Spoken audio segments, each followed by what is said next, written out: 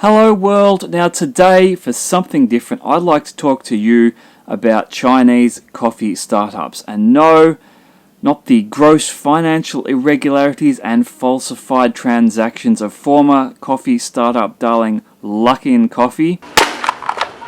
Instead, I'd like to talk to you about this, Saturnbird Coffee, and their attempt to create a circular packaging business model.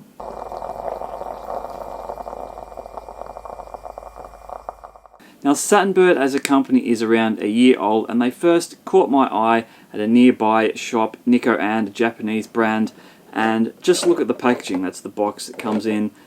Brightly coloured little pods, lashings of Helvetica, all with different names. We've got the fire risers, the bright lights.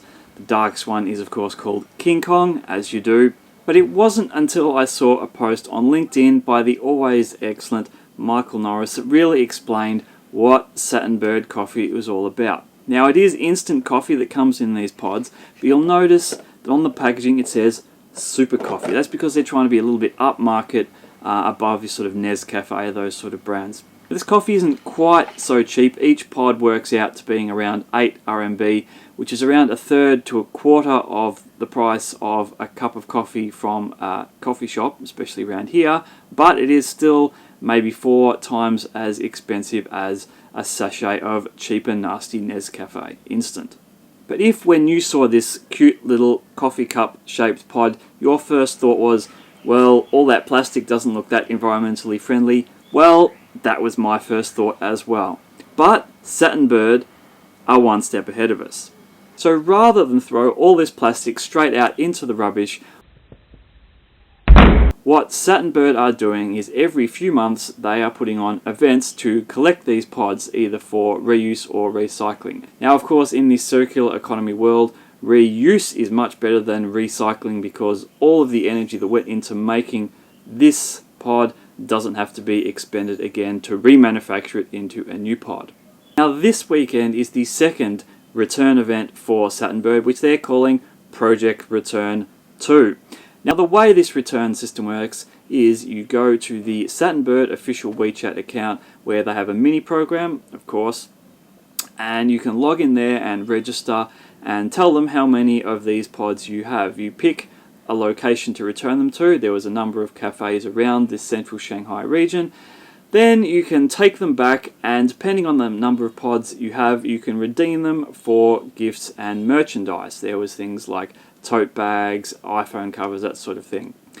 Now, because of course they want to know how many pieces of merchandise to give to people who have registered, the registrations for returns closed a few days ago, and I'm a bit late to this, but I think I'm going to take my pods down to one of the cafes and see if I can offload them anyway.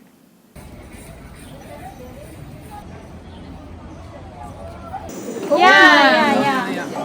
The QR the Q. 没有 Do you have the reservation for No, it's too late. Okay, so you cannot change anything. So okay, so yeah. sorry. Yes. But if you want to return your box, we can return it. Okay, yeah. We'll have the next one in September. Okay. I can return. Okay, Okay. yeah. 可以给他的 哇，或者里面有那个吃的。Yeah. So many. Okay, Thank you. Bye. So what do I think about the Saturnbird circular packaging model? Well, on one hand, I think it's great that a new company is latching onto these circular ideas and using it as a sales point to differentiate themselves in the market. But I worry that it is just that, a sales pitch to get more people in to buy their product rather than any sort of altruistic wanting to do something good for the environment. And while I think the return event is great, it's certainly a good piece of marketing to create a community around the brand, I think there's a worry that you return these pieces of plastic and in return get more plastic junk that you didn't actually need. The second thing which concerns me is only having these return events every 6 months. I mean, what? We're supposed to let mountains of these coffee pods build up in our homes in between events? It would be much better if we could send them back. Maybe a postal satchel that we can get from Saturnbird that we can drop the pods in and send them back directly. Or having those participating cafes in the area having some return boxes that we can just go and take these pods and drop them back in.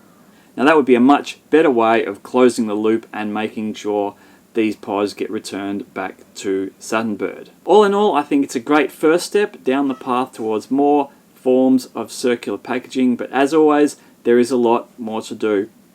I hope you enjoyed this quick little vlog.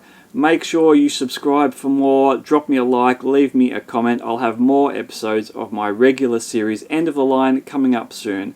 But until then, bye for now.